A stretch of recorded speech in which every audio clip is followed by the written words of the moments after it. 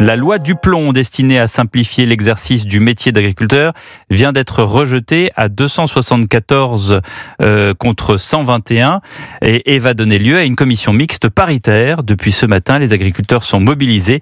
Les tracteurs ont envahi les trottoirs devant l'Assemblée nationale, des dizaines de véhicules positionnés et les toutes premières réactions après ce rejet préalable. Bonsoir Théo Grévin.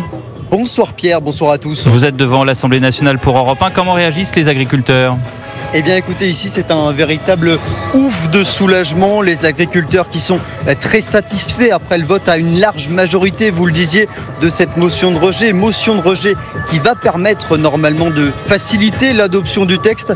Ici devant les grilles du Palais Bourbon, une dizaine de tracteurs sont garés en file indienne et je me trouve avec Romuald, agriculteur dans la Marne. Dans quel état d'esprit vous vous trouvez actuellement ? Je suis très satisfait d'avoir gagné une bataille. Le combat n'est pas encore terminé, mais nous au moins on apporte la preuve que ce que l'on fait est un travail correct, qu'on est les premiers écologistes avant ces écologistes de pacotille qui sont au Parlement. Vous trouvez qu'il y avait une obstruction parlementaire qui avait été menée, notamment par la France Insoumise et les écologistes à travers ces milliers d'amendements déposés ? Ben oui, tout à fait. De toute façon, ils ne veulent avancer dans rien du tout. Ils ne font que de l'opposition systématique. De toute façon, ils n'ont plus aucun argument en face de nous à nous présenter. Et donc là, vous allez rentrer chez vous dans les prochaines heures ?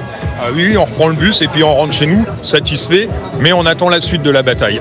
La suite donc dans les prochaines semaines. Merci à vous. Notez qu'actuellement de nombreux députés viennent depuis quelques minutes depuis cette annonce apporter leur soutien aux agriculteurs.